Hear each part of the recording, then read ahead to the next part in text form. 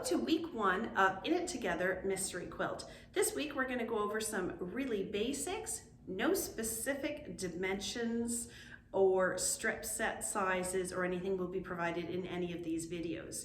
If you would like to participate and know the accurate dimensions to cut, please go to our website www.stitchery.com to purchase a pattern. Thank you.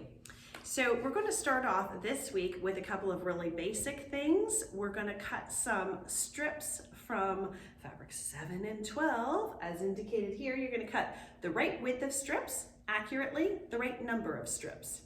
Then you're going to take one fabric from each, place them right sides together, and using an accurate 1/4 inch, not a scant, you're going to sew them together. Then I highly recommend you press them before you press them open.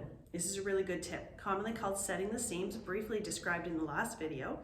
It's very helpful. It really improves the pressing and the accuracy and sets your seams really nicely. So you've done that, you've sewn it together, you have set the seams, you've now pressed it either open or to the dark side, as I like to do. You're then going to follow the instructions on the pattern and subcut into segments. You're going to cut all of these strip sets into the indicated segments. You're then going to take 2 of these and you're going to create a 4 patch.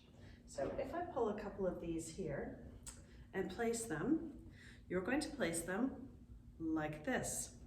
You're going to lay them together and lock or nest the seams. So the 2 seams, which are pressed opposite, they're both pressed to the dark side, they are pushed up tight together. Place these together, you can pin them if you want to, and you're going to again sew with an accurate 1/4 inch, and you're going to create a total of, indicated on the pattern, number of pieces.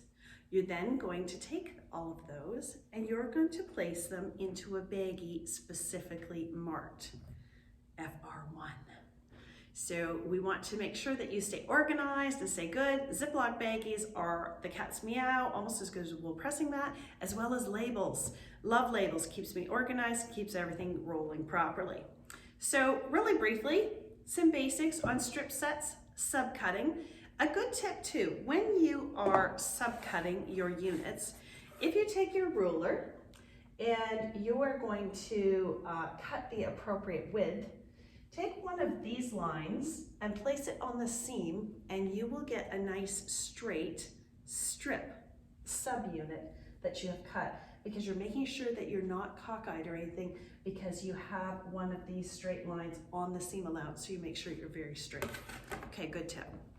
So moving along, the second thing we have to do this week is we're going to do the same thing with different fabrics in slightly different dimensions, which I'm not going to tell you.